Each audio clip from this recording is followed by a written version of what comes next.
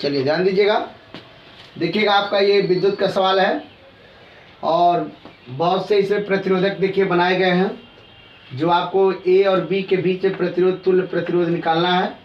इसके पहले भी मैंने एक वीडियो बनाया था, उसमें 5 सवाल बताए थे, जो कि पहला आपको बताया गया था समांतर और दूसरा बताया गया था उससे छोटा वाले। इस तरीके से इस सवाल को देखेंगे, यहाँ देखिएगा जो आपका एक कनेक्शन दिया गया है, इसमें बनाया गया है प्रतिरोध।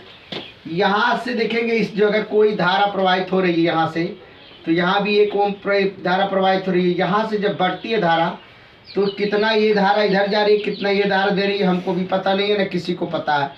अब इस धारा को हम लोग अपने प्रतिरोध की क्षमता के अनुसार जो समांतर श्रेणी का सूत्र है और श्रेणी क्रम का सूत्र है उसी के द्वारा हम लगाएंगे सवाल, तो हमारा आंसर आ जाएगा। लेकिन इसमें अक्सर करके देखा जा रहा है कि एक दूसरे के समांतर हैं। जैसे देख लीजिएगा, इसके समांतर ये है, इसके समांतर ये है, इसके समांतर ये है, इसके समांतर ये है, इसके समांतर ये है।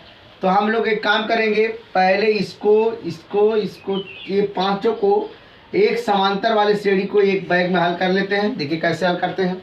इसका सूत्र है, समांतर श्रेणी का सूत्र है, लिखा गया समांतर श्रेणी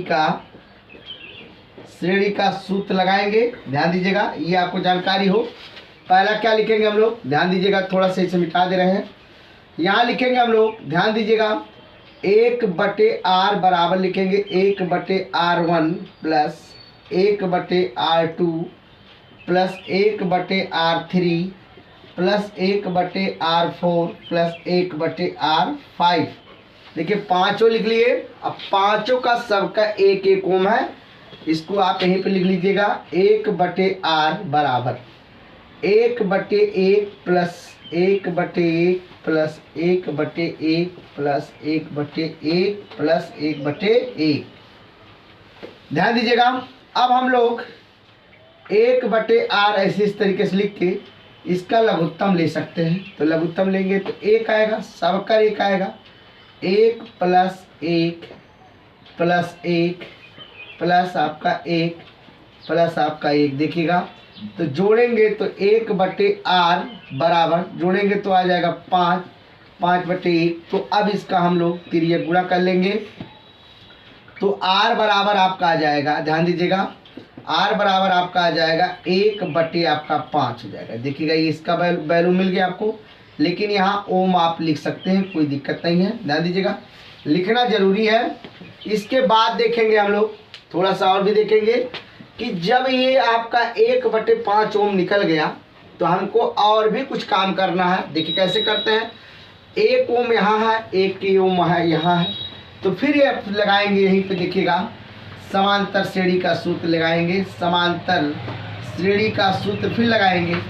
1/r बराबर 1/r1 plus 1/r2 plus 1/r3। क्यों लिखे, क्योंकि आपको ये समझना है कि ये जितने भी लाइनिंग खींचे गए इतना पूरे का इस लाइनिंग में आपका आ गया, सेट हो गया। तो इसका मतलब है 1/5 इस लाइन में है।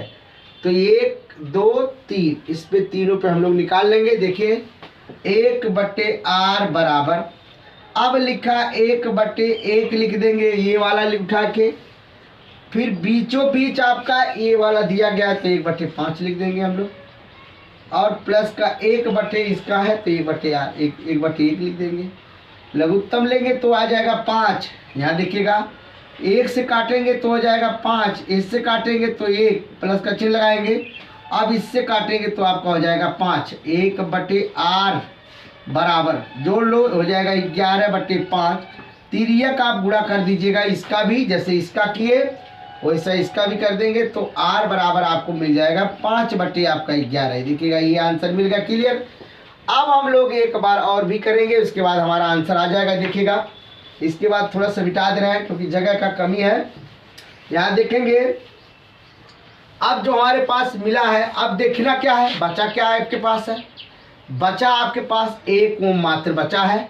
अब निकाल लेंगे तो आपका AB का मान अपने आप आ जाएगा। AB का आपका बीच के तुल्य प्रतिरोध का आप वैल्यू मिल जाएगी, लिख देते हैं। इसका भी लगाएंगे 1/r बराबर 1/R1 प्लस 1/R2 लिख देंगे।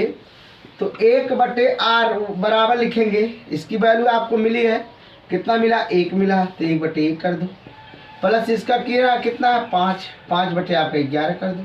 1/R बराबर लिख दो, इसका लघुत्तम लेंगे तो आएगा 11, प्लस का चिन्ह लगा दीजिएगा। 11 से कटेगा तो 1, लेकिन ऊपर वाला आपका यहाँ आ जाएगा, गुणे में हो जाएगा 5, यहाँ इससे कटेगा तो 1, लेकिन 11 बार जाएगा, ऊपर से गुणे 1 कर सकते हैं, कोई दिक्कत नहीं है। 1/R बराबर 11 का नाम 11 प्लस का 5 का नाम 5। अब देखिएगा बटे आप कर देंगे 11, 1/R बराबर लिखेंगे 11 5 हो गया 16, 16/11। अब लिखेंगे 1/R बराबर लिखेंगे 16, 16/11 आपका 16/11, तिर्यक गुणा कर देंगे तो आपका हो जाएगा R बराबर आपका हो जाएगा 11/16। ये देखिएगा आपका आंसर आया, लेकिन इसमें आपको ओम लिखना मत भूलिएगा, क्योंकि ओम लिखेंगे तो आपका सवाल नहीं लिखेंगे तो सवाल आपका गलत हो जाएगा, इसलिए ओम लिखना जरूरी है, ध्यान दीजिएगा।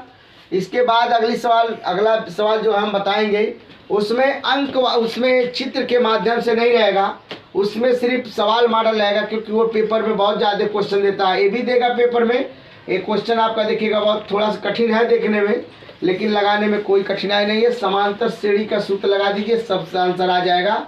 लेकिन आपको जो तिर्यक गुणा होता है उसके विषय में विशेष ध्यान देना है। और इसके बाद में जितना भी आपका सवाल रहेगा, 5-6 सवाल आपका रहेगा, अगली वीडियो में डालेंगे, उसमें एक एक पार्ट में जो भी रहेगा सवाल चित्र के अनुसार और अन्य के अनुसार मैं आपको बता दूंगा सब, ठीक।